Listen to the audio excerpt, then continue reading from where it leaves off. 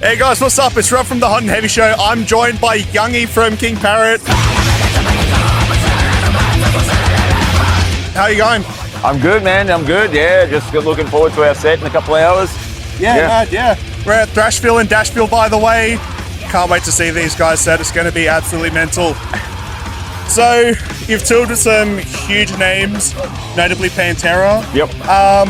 What have been some memorable moments on the road? Oh, well, I mean, where do you start, really? I mean, we've been touring pretty heavily for, since 2012, 2013. I mean, we kind of came out of the gates really full on. We wanted to be a touring band since we started. That was the whole goal of it. And one of the other goals was to try and, take this kind of version of extreme Australian heavy metal music and take it overseas, and since 2014 we've kind of been able to do that pretty regularly. Some of the stuff that's happened has been incredible. Some of the bands that we've been able to tour with and being able to sort of be with, play alongside bands that we grew up sort of worshipping. It's been unreal, man. So it's kind of hard to pinpoint any one moment, but I guess, most recently we toured in Europe with Pantera and we got to play at Wembley. That was pretty awesome. Yeah. Nice. Yeah, that's mad. yeah. So my burning question for you is, Okay.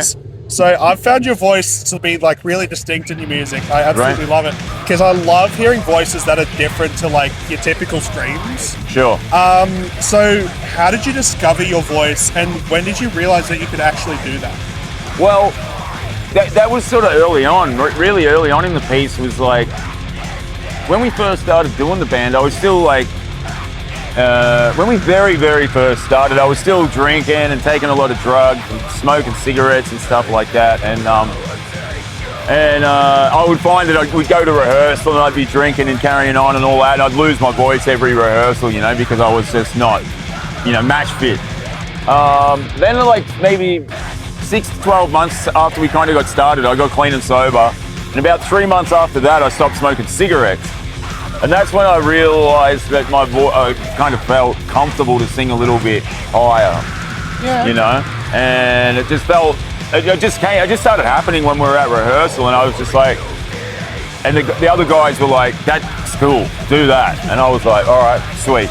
So I just kept doing it, and I think as time's gone on, I've brought in other things, brought in other influences and styles and all of that sort of stuff. But yeah, I guess people, when they hear that, they identify it with King Parrot. It's kind of cool, it's cool. It's nice to be able to have a few distinct things in our sound that make us us.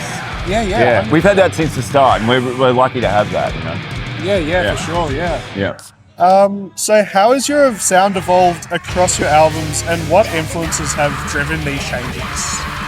Well, I think most notably on the new album that's just come out, you can definitely hear the production values have gone up exponentially, and that's just from just learning and just understanding what our strengths and weaknesses are and all of that stuff, and then just keeping an open mind to trying new things in the studio. And that's what we did on this new record.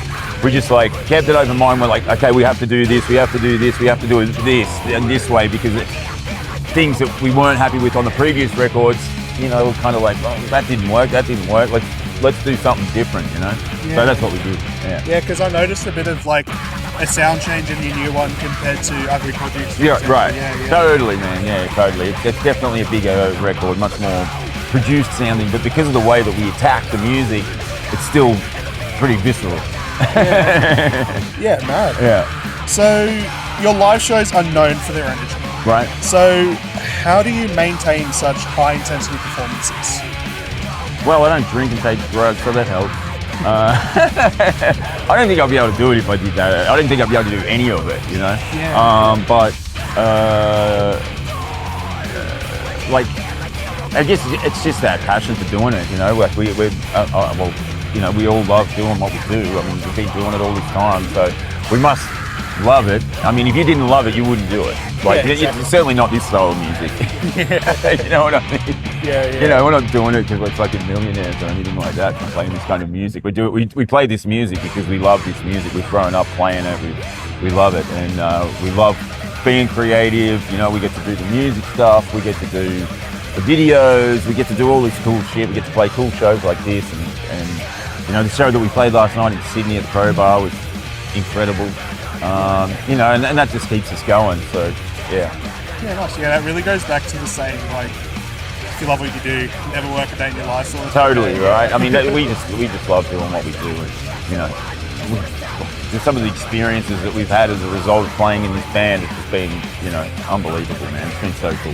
Yeah, that's awesome. Yeah, because, like, touching on that, like, I saw Phil Anselmo posted on his Instagram wearing King Parrot shirt, reviewing the new album, and I was like, yeah, it's really cool seeing Aussie acts like good mates with such a big band. Like, yeah, man. And Yeah. it's really good to see Australia on the map. Like I was literally saying to the crew the other day, how Australian metal's like bigger now than ever. Right. Australia's in the lead right now. Yeah, it's cool to see, man. It's awesome, you know, and you know, we're just grateful for that stuff. You know, like Philip's been a massive supporter of our band since the start. We've been signed on his record label for like 10 years now. We've done 3 records with him, and you know, we have great opportunities to be able to tour, and you know, you just forge these friendships over the years, and it's awesome. You know, it's really cool. Yeah, nice. Yeah. So what's next for King Parrot in terms of new music until it's... Well, I mean, the new album's just come out, so that's, you know, we've already started working on new music. We've just introduced a new drummer, Max Dangerfield, who plays with Melbourne band Goat Shaman, and he's just joined the band. So it's just like, tonight will be his 11th show with us. He's done this whole Australian tour that we've just completing tonight. And you know, we've started the writing process and all that sort of stuff already, which is great. And we're heading to the US on the July 23rd. We've got like 40 something shows over there. We're doing 20 shows with Pantera and Amon Amarth. We're doing a really cool show in New York as the first show with Acid Bath and Pentagram.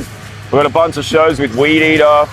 We're doing a bunch of our own shows over there. We're doing it's a bit of a mixed bag tour, but we're doing a bunch of headlining shows with a band called Squid Pisser, which has got the guitarist from Guar, and another band called Bonginator, who are really cool.